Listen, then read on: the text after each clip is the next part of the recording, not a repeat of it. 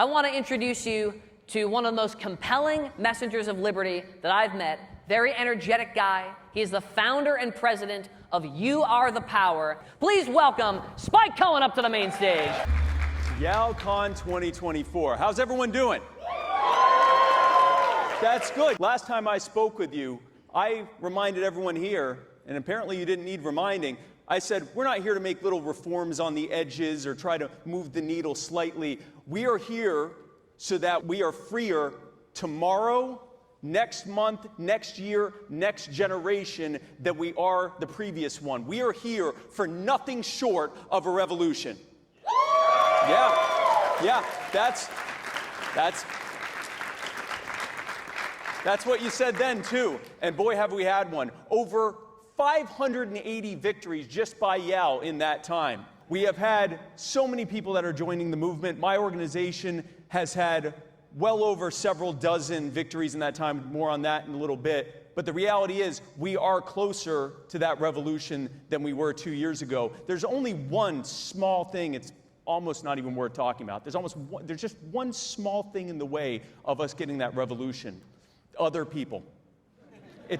I know, I almost didn't bring it up. It's, the reality is, and it's unfortunately, most other people think that freedom or too much freedom is the problem.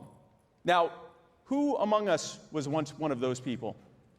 Yeah, you'll notice I have my hand raised. I used to be a neocon, okay? So, yes, please boo that. Please boo that. The reality is, these people don't get it. How do we get more people who don't get it on our side? Well, the last time I was here, I told you what to do. I said that you find them on the internet, you tell them that they're wrong, and you make memes about how stupid they are until they cry about it. Yes, that's how you responded then too. Now, if you'll recall, I then said that I was joking and that you probably shouldn't do that. Who here did that anyway? Yes. Now, do you know what's better than making strangers on the internet cry? Making politicians cry. And you know what's even better than making politicians cry? Making politicians cry and growing the liberty movement at the same time. Now, how do we do that? Well, Dr. Paul, right on this stage last night, said the most important thing we can do is educate people. But not only can we educate people, we can also give them an effective call to action. How? Well, I think I've distilled all of those answers. How we can create a call to action, how we can educate people, and the overall idea of libertarianism and our beliefs into one simple word: respect. The vast majority of us as human beings have an intrinsic, hard-coded respect for one another as individual human beings. It's so intrinsic we may not have even thought about it. It's not something we necessarily actually ever articulated, and yet we still have it. It's why we don't step on our fellow human being the same way we would step on a bug. We understand that individual human beings deserve that respect. You being here is what that human respect looks like. Let me tell you what a lack of human respect looks like. There's a family in Georgia named the Hernandez family, Matt and Taki Hernandez. And they have two young daughters, Emma and Aria. Emma was a newborn. She was fussy and she had a swollen leg. And so Matt and Taki, just like any loving parents, took her to the hospital. And at the hospital, they did a bunch of testing and x-rays, and they found that she had a chronic health condition that was causing her to get small fractures. And so the child abuse pediatrician chose to call it abuse instead, have both children taken from Matt and Taki. They were arrested for felony abuse, and as part of the conditions of their bail to even be allowed to get out of jail, they had to agree not to talk to one another, communicate with each other, or be within a certain number of feet of each other. So even though they had done nothing wrong, and every bit of medical evidence showed that they had done nothing wrong, they still not only overnight lost both of their children, but they were legally estranged from each other indefinitely. A family was destroyed for no good reason, and apparently this had happened more than a few times, and they thought they were going to get away with it.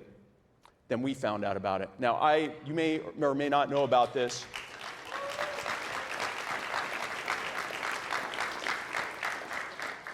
2 years ago, I started an organization called You Are the Power.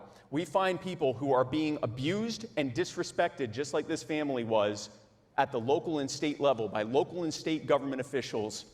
And we rally the public around their cause, and we don't stop fighting until we win. So we rallied around this cause, and as soon as it got out, tens of thousands of people started angrily contacting everyone whose publicly available information we gave them. The hospital, child abuse pediatrician, the caseworker manager, the family court judge. And we told them not just about that, but we told them about even the worst parts of it. Because when that family, finally, after spending months and thousands of dollars to get their kids' medical records, they thought, okay, it all shows that there was a chronic health condition. There was no abuse here. We're going to go to family court and get this all cleared up. The family court judge would not allow that evidence to be presented. They would not allow the medical experts they hired to testify. And instead, that judge took the word of one child abuse pediatrician who was not aware of the chronic health condition that Emma had, and whose only evidence that her injuries were caused by abuse was his belief that statistically, if you see these types of injuries, they tend to be abuse. And when he was asked to cite the source of that statistic, he said, "Oh, you can look it up on the internet." That is what disrespecting someone and not seeing them as a human being looks like. So that was one of the people that we had thousands and tens of thousands of you contact her.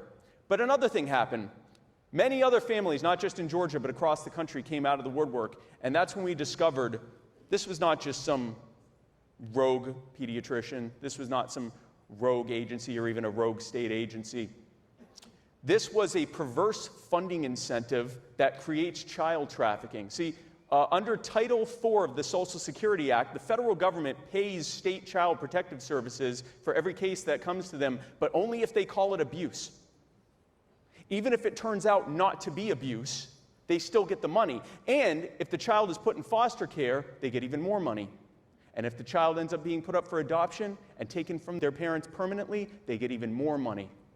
And if the child ends up having a health condition, they get even more money. So when that child abuse pediatrician saw this newborn baby with a lifelong, serious chronic health condition, instead of saying, "Oh my gosh, let's get this kid the treatment that she needs and let's tell the parents right away," that child abuse pediatrician said, "Cha-ching.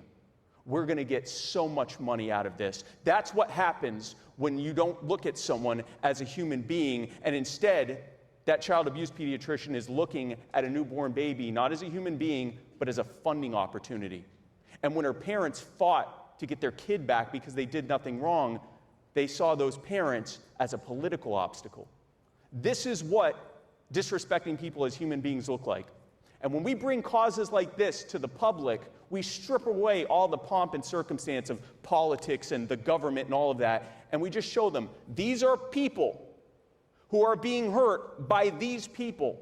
And the reason that these people are hurting these people is because they can and because we let them. And so we give them an immediate call to action to do something about it. Not just to be mad, not just to make people cry, not just to tell people how wrong they are, but to actually fix the problem. Now, I could tell you about the tens of thousands, hundreds of thousands actually, of people who have worked with us on various causes across the country. I can tell you about the hundreds of millions of people that we've reached with our content. I can tell you about our 90% success rate. Let me tell you how that worked for the Hernandez family. After over a year of having their children away from them, the Hernandez children are back home with family.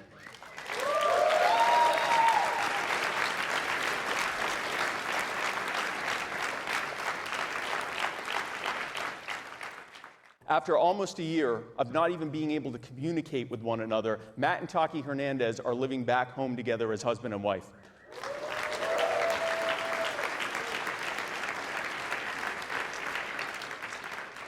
And in the process, we made a lot of government officials cry about it.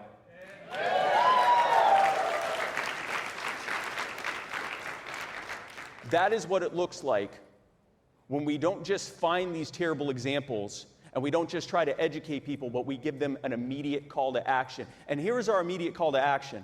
Not just to put these public officials under pressure to back off and do the right thing, but to drive home the point to this growing movement of people across the country that none of this would ever even be happening if we didn't demand that politicians respect us as individual human beings the same way that we demand of ourselves and everyone else around us. Because let's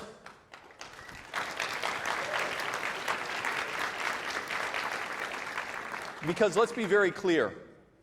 Every single time we are disrespected as individual human beings, we are less prosperous, we are less happy, we are less free, and everything is worse. Conversely, every time that we are respected as individual human beings, we are more prosperous, we are more harmonious, we are more free, and we are more happy. I call that the principle of human respect. That is what we do at You Are the Power. I would love for you to join me at youarethepower.com if you have not already, but frankly, that's what they're doing at YAL as well. And just like how at You Are the Power, we aren't going to stop fighting until we get the revolution, YAL is not going to stop fighting until we get the revolution. And let's be clear about something. We are just getting started. Those dozens of causes where we've been able to reunite families and stop eminent domain and stop zoning abuse and stop people and their families from being destroyed by out-of-control local government officials, that's just the beginning. When YAL gets nearly 600 victories, that's just the beginning. We are not going to stop until we get what we are looking for. Who here is ready for nothing short of revolution?